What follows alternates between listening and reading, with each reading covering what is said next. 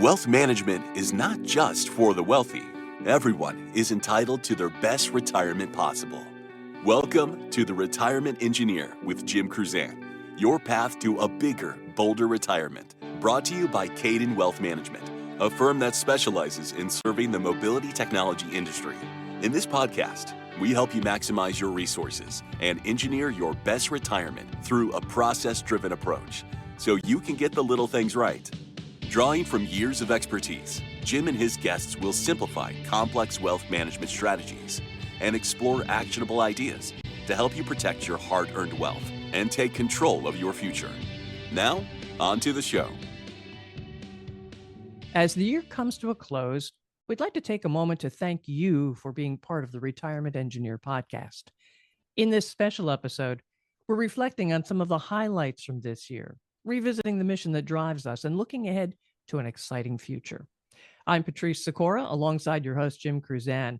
And whether you've been with us from the start or just discovered the show, this one is for you. So let's dive in and let's celebrate this journey together, shall we?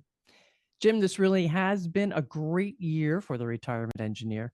You've had some great conversations with people. You've explored strategies for financial and emotional well-being. You've shared tips to help listeners plan for a bigger, bolder retirement. So how do you feel about the year overall? Tell us what stands out the most for you. Yeah, well, I'll tell you, first off, time flies when you're having fun. It's hard to believe that this is the 33rd episode. In prep for this, both Danielle and I were spending some time going back and looking at some of the episodes, and it was amazing just the degree of content and the diversity of content that we had. And it's really hard on a show like this to just single out a few episodes of note. I think every single episode has some real value, some hidden gems, and certainly some merit. If you have the time and are interested, by all means, just replay so many of the old episodes. There's kernels of great advice in every single one. Speaking of great conversations, though, I'll tell you, we began the year with an interview with a woman named Becky Eisen, and Becky is a geriatric care manager with Eisen Consulting Group, and she works a lot with the aged, and works a lot with helping and consulting with clients on what resources are available for the aged. And we had a great conversation, and it was so important. And as we were unpacking, there was so much information that we really made it sort of a twofer. So we actually had two back-to-back episodes covering some of that. In the first conversation, what was really interesting was, this whole idea of dealing with the aged. It transcends portfolio size or the amount of assets you have, or whether your retirement is bountiful or somewhat stressed. We all get older. We all have to deal at some point with older, aged parents as well. And it's something that all of us are going to deal with more than likely more than once, both kind of understanding and project managing our own development and growth, but also being called upon or tasked with helping orchestrate some of that for our parents as well. Becky also shed quite a bit of light on some of the early signals and signs of aging, and how thoughtful planning and informed decision-making can really guide us in not only honoring and fulfilling our loved ones' wishes, but doing so with dignity and respect. And she had a really kind soul, and it was really very impactful talking to Becky about those issues. As a result of that, we decided to have another episode about long-term care, more about the concept of what that's going to look like and how we might go about that. Then let's dive into specifics about long-term care policies. And the big takeaway is for the caregiver, whether you're helping a parent in an assisted living facility or a nursing home, skilled care, or whether you're providing some degree of help and resources in their home, assuming they're living independently, or in your home, it's a hugely difficult balancing act, not only between the time and resources and effort you're providing your loved ones, but in many cases, you're still maintaining a career, maintaining your own family, and also hopefully maintaining additional relationships, social relationships with friends and your community. And usually in cases like that, something slips, something doesn't quite get the attention it should. And in many cases, at the end of the day, our retirement plans may be compromised a bit as well because of the time required to help loved ones. So it's sort of important to kind of consider those things as we're planning retirement. Is there a high probability that our parents, as they age, we will be called upon to be able to provide time or resources? And if that is the case, then maybe it's a good idea to plan ahead a little bit and bake some of those expenses also into the retirement equation. So at least it doesn't become a big, huge surprise. There's a lot more information about Becky Eisen and what we discovered than what I've just mentioned. So if you're interested in getting a bit more information or just simply re-listening to what we recorded, that would be episode 20. Do our loved ones need extra support? The value of family connection. And also episode 21, the intricate world of long-term care and caregiving. There are links to both of the episodes in our show notes. And I highly recommend both those episodes because she, as you say, she not only looks at the person that needs the care, but the caregiver as well. So they're very holistic. Who's usually neglected. That's Yep. that's the person who usually gets sort of the short end of the stick. Yeah. Absolutely. Great shows. Yeah. Now, how about Dr. Jacqueline B. James? I remember that one. I love this episode in part because I've got a real interest with this. MIT has an age lab, and they produce tremendous research, some really terrific white papers. So to meet somebody who was active not only with that organization, but developed something as well at Boston College, I thought that was really terrific. Jackie was the founding director of the Sloan Research Network on Aging and Work. And she was also the co-director of the Center of Aging and Work at Boston College. And when we interviewed Jackie, she was actually herself recently or fairly new into her retirement. Actually, some of the best conversations we had were kind of after we shut off the recording and we were talking about, okay, so what's going on in your world and how are you adjusting? And her husband, I think, was recently retired or does a little bit of part-time work, but I thought it was really great. And in Jackie's case, the whole discussion was really talking about and reminding us that retirement planning isn't just about the numbers, the financials, and the analytics. It's about designing, a life well lived, a life that's fulfilling and joyful. All of Jackie's career has been at the intersection of finance, society, or social connections, and what I would probably call psychology. And it's a really interesting place because it's not only financially, how do we get there, but what's this third act going to look like? This next third or next 25% going to look like? And Jackie expressed on multiple occasions, it can be a major reset. You're interested in learning guitar, you're interested in learning a foreign language, you're interested in developing a home-based business or career, which is entirely different than any of the work you've done before, this is the time to do it. I just had a conversation with a client who's getting ready to retire. And it just so happens that she's a social worker in a nursing home facility and has been there forever. And she's decided it's time to retire after 35 years. And January will be it. So we talked a little bit about what that's going to look like. And she says, well, we're going to have to get back together because I'm going to have to figure out some creative way of kind of financing my next endeavor. And I'm like, next endeavor, what's this? And she said, well, I'm also a master gardener. Yes. And what I'm going to do is I want to put plant and horticultural programs together that I can bring to nursing homes so that these folks that are living there will be able to, as a community, raise and grow plants, take care of plants. It would be an incredible living activity.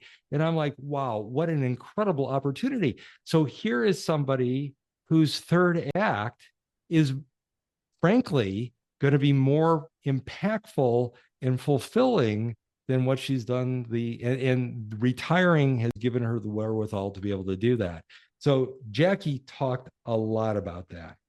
And then the other takeaway on this is a lot of what she talked about is really quite relatable to folks who might still be a long way away from retirement, that still have a huge runway. In fact, I would say anybody who's pondering the idea of retiring at some point should listen to this episode, because the better you understand yourself, the better you understand what you'd like to accomplish, what you'd like to do, not only your vocation, but your advocation, and you can plan that ahead, that might have a huge impact on when you might like to retire, what you might like to do. I'm in a study group with some really interesting people. A lot of them are entrepreneurs.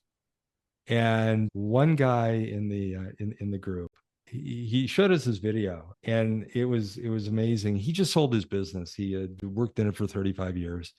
He had a large liquidity event. And instead of just vegging out with he and his wife, and they live in a beautiful home in Arizona, he's always had a passion for music. And he was in a band in high school. And he put the guitar away for 30 years while he was building this huge business in security and safety and private security and things like that. And he decided, and he's written songs, and he wrote songs when he was a high schooler about first love and that. He is now a recording artist of some note in Nashville. Nice. Very Yeah, nice. is I will say that he has a few more tattoos now since the last time I saw him. But here's a guy who was this executive who ran a very successful, very high-powered security and personal security business, and now he's front on stage, playing guitar, singing his songs. So this, what you do, that last act is really, really important. And his thought was, I want to do what I have to do. I don't want to retire when I'm 65. I want to retire when I'm 55. So I'm still young enough to get on stage and do this. So a lot of his plan was really based on that third act. So young people out there, think about that as well. All right. Oh, and singing songs of first love. Yeah. Yeah. He told me, I reread the lyrics and they were really bad, but I like the melody. So I kept the melody, and then I changed a lot of the lyrics. And I said, well, look, I appreciate that, but I would love to see what the old lyrics look like. Yes. Just, what first love is like through a 16-year-old. I guess it would sound a lot like, an early Taylor Swift song. But anyway, if you're interested in information about Jackie's work and her thoughts on that subject, that would be episode 28, Beyond the Numbers, Transitioning into Retirement, with Dr. Jacqueline B. James. All right. Now, you mentioned security, and actually cybersecurity and identity theft. Those were two topics you hit a lot this year. Let's talk about those episodes. Yeah, the idea of the podcast was, the retirement engineer was, let's talk about all those aspects that affect us as we plan for and live through retirement. And certainly asset protection is high amongst those lists. And it seems like it's now way too common. I'll get a little postcard or notice in the mail that some service provider has been compromised, and now they're giving me 6 months or a year of free credit reporting services. Yeah. So that it's really important to kind of take that into consideration as our assets grow and as we expect these assets to last the rest of our life.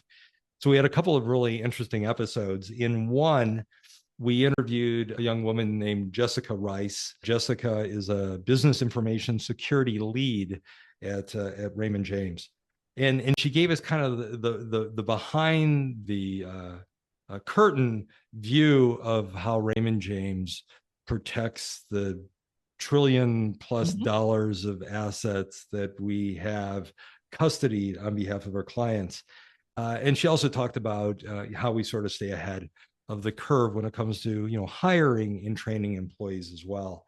One of the big takeaways is we hear about all these cyber attacks, and we certainly expect to see more of those than less. And now with AI and being able to mimic or create voice patterns that sound very much like your loved ones or look like your loved ones, I would suspect that the idea of these threats, as well as senior crime acts, will continue to rise. She mentioned that Raymond James is not unique. In fact, a lot of the cyber threats happen simultaneously to every large bank, every large financial institution. If we're getting a cyber threat instantaneously, all the other folks are getting it as well. But to give you an idea of the size, annually, Raymond James identifies over 100 billion network threats. Think of it as kind of bouncing off of a force field. And for those playing at home, that amounts to just 300 million threats a day. Just right. And then the other big takeaway was, in spite of all those threats, and think of that as Star Wars-ish, you have these big arcs of threats locating from certain satellites to the US and bouncing back, or bouncing from satellite to satellite to satellite. The vast majority of the losses typically don't come from those threats, but human error. Somebody clicks something they shouldn't. Somebody responds to something they thought was legit that wasn't. Somebody puts into a hard drive a thumb drive that has been corrupted and compromised. That's where a lot of the problems are. So both Jessica as well as Jeff Lanza, who we interviewed as well, provided quite a bit of insight there. Jeff is a retired former FBI special agent. And we've used Jeff both in interview form, and he also did a separate presentation for our clients as well. And he went through a lot of the common scams, certainly many of the threats that affect folks and their assets and resources. What was really interesting with Jeff was, in addition to a lot of case studies or giving us an idea of what some of these threats and what some of these scams look like, he provided a lot of real commonsensical ways of protecting ourselves, little hacks on things that we can do even with an email. If it sort of looks like we know where it's coming from, but we're really not quite sure, you can kind of hover over it and see exactly the full extent of the email, and you might find it's originating in Ukraine or Russia or somewhere else, and you might elect not to click or take action on it. But if you listen to Jeff's presentation, you can certainly take from it a lot of notes and a number of really interesting hacks that might better protect you. So episode 22 was Jeff Lanza, Safeguarding Your Wealth Against Cybercrime, with retired special agent Jeff Lanza. And then Jessica Rice's episode was a few episodes later, episode 26. Both were just absolutely chock full of really interesting advice and things that can be done to better protect ourselves. Because I don't think the threats are going away. Oh, gosh. I think they become more frequent and become more complicated. Sadly, will probably become more efficient. More sophisticated, much more sophisticated. Oh, sure. Yeah. You had lots of other topics this year, Jim. IRA mistakes to avoid, investment mistakes to avoid, power of pro formas. Woof. And then education planning. Oh my gosh, those 529s, my head wanted to explode. But there's one more episode I think you want to highlight. There is. And this was one of the more recent ones. It was episode 31 with Julia Black. Julia is a top family law attorney. And while the topic itself is somewhat of a downer, divorce, boy, was it ever value packed. And she was talking about pitfalls and things to watch out for. Clearly, one cannot diminish the fact that going through a divorce is an emotional roller coaster. But it was really surprising to hear the attorney talk about how high the financial stakes are. Mm-hmm. And what she really drove home was through these real life examples of really how critical it is to work with professionals that are not only knowledgeable about assets and taxes, but are true advocates. And what I mean by that is, as she put it, often opposing counsel, or in many cases, the judge who's tasked with splitting the assets, really doesn't have even workable knowledge on the tax effect on some of these assets, or what or how they tend to work once you start spending from them. In many cases, to them, $100,000 sitting in an IRA that might have as much as 30,000 of that as a tax bill at some point in the future is just as valuable as $100,000 sitting in a Roth IRA that is forevermore completely tax-free. So having an advocate who can help you better educate the judge on what is legitimately an equitable split is highly, highly important. This whole idea of advocacy is really important to us. And it's also one of the major reasons that we do what we do. It's certainly one of the reasons we started this podcast in the first place. Tell me more about the podcast mission and your vision. Yeah. It's still today the same as it was when we first started out, which is, look, there are just a ton, and when I say a ton, I mean hundreds of strategies, techniques, tactics that can help us not only plan for, but experience bigger, bolder retirements. And what we were hoping to do is touch on many of these over the course of the many episodes to come, on what those look like, what are the benefits of applying those, and what differences does it make in an effort of improving one's lot, kind of where they are, so that we can drive these bigger, bolder retirements. And again, it's not all financial. Mm-hmm. As we learned from Dr. James, a lot of it is psychological. There's a lot of tangents or things that are just on the outside that need tasks that need to be taken into consideration, things that we need to consider as well, all of which help us all build a bigger, bolder retirement.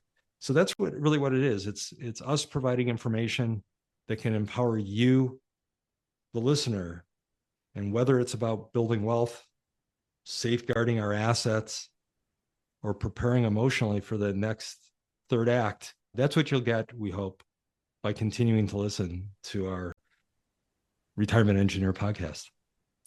Well, it certainly has been an action-packed, information-packed year, 2024, but 2025 is coming. And what can we expect then?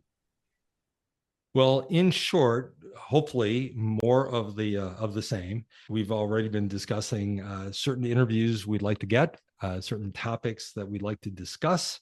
We'd also like to potentially do some podcasts that are a bit more timely with respect to some trending issues, which we think would create another element to the podcast that would be really helpful.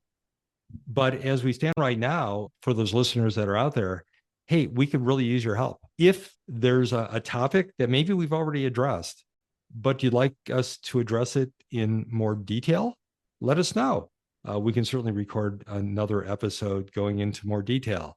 If there are other questions that you might have, We can certainly look at forming that into a podcast. If there are topics you're interested in, we can do the same. And we're interested in your feedback, regardless. So the easiest way of doing that is, hey, just follow us at Kaydan Wealth on social and let us know your comments, or email us at danielle.howard@kaydanwealth.com. All right. Final words, final wishes as it's hard to say this, close out this year. Yeah, this time of the year with us being so close to Thanksgiving, it's always a time for kind of personal reflection. And there certainly are a lot of things that I'm thankful for, blessed for. And one of those is certainly all those people out there that are listening and support our Retirement Engineer podcast, and also all the clients that we have of our firm. Look, we couldn't do what we do without the trust and confidence you bestow on us every single day. And I know I've said it before, but I'll say it again. We take that confidence and trust very seriously. So thank you as well. So if there was a toast that I would give, it would be, here's to a new year filled with opportunities, learning, and of course, a bigger, bolder retirement. Thank you for being part of the Retirement Engineer podcast, and we'll see you all next year. Thank you for listening to The Retirement Engineer with Jim Kruzan. Click the follow button to be notified when new episodes become available. Visit our website at www.kaydanwealth.com or give us a call at 800-638-6900. The information covered and posted represents the views and opinions of Jim Kruzan and this episode's guests, not necessarily those of Kaydan Wealth Management. The content has been made available for informational and educational purposes only. The content is not intended to be a substitute for professional investing advice. Always seek the advice of your financial advisor or other qualified financial service provider with any questions you may have regarding your investment planning.